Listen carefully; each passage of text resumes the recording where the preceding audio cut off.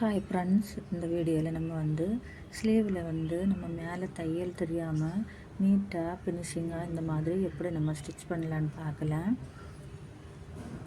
அதுக்காக இப்போ ஃபஸ்ட்டு பாருங்கள், நான் மெயின் கிளாத்தை அடியில் வச்சு நல்ல பக்கம் மேலே வர மாதிரி வச்சுருக்கிறேன். லைனிங்கை அதுக்கு மேலே எடுத்து வச்சுருக்கிறேன். வச்சுட்டு நம்ம இப்போ ஃபோல்டிங்கோ ஹெம்மிங்காக நம்ம எவ்வளோ துணி விட்டுருக்கோமோ அதை இந்த மாதிரி நம்ம மார்க் பண்ணிக்கலாம். நான் 1 இன்ச்சு நான் விட்டுருக்குறேன். அதை இந்த மாதிரி ஃபஸ்ட்டு லைன் போட்டு எடுக்கலாம். லைன் போட்டு எடுத்ததுக்கப்புறமா நம்ம எந்த அளவுக்கு நம்ம விட்டுருக்கோமோ அந்த அளவுலேயே இந்த மாதிரி ஃபோல்டு பண்ணி ஒரு தையல் போட்டு எடுத்துக்கலாம்.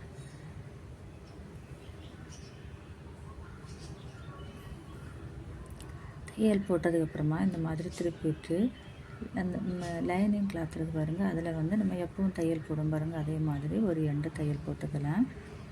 போட்டதுக்கப்புறமா இப்போ அதை அப்படியே எடுத்து வச்சுட்டு நம்ம ஃபஸ்ட்டு நம்ம ஃபோல்டு பண்ணி ஸ்டிச் பண்ண பாருங்கள், அதை லைனிங் பக்கமாக திருப்பி வச்சுட்டு அதுக்கு மேலே ஒரு தையல் போட்டு எடுக்கலாம். தையல் போட்டதுக்கப்புறமா இந்த மாதிரி உள்பக்கமாக திருப்பிட்டு நம்ம எப்போவுமே லைனிங் அட்டாச் பண்ண பாருங்கள், அதே மாதிரி லைனிங்கை நம்ம ஃபஸ்ட்டு அட்டாச் பண்ணி எடுக்கலாம்.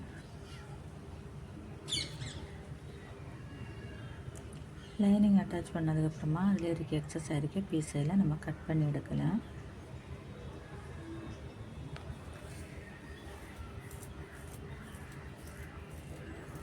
பாருங்கள், இப்போ கட் பண்ணிவிட்டு பாருங்கள், அவ்வளோ நீட்டாக சூப்பராக இருக்குது. தையல் மேலே தெரியவும் இல்லை, அவ்வளோ நீட்டாக இருக்குது.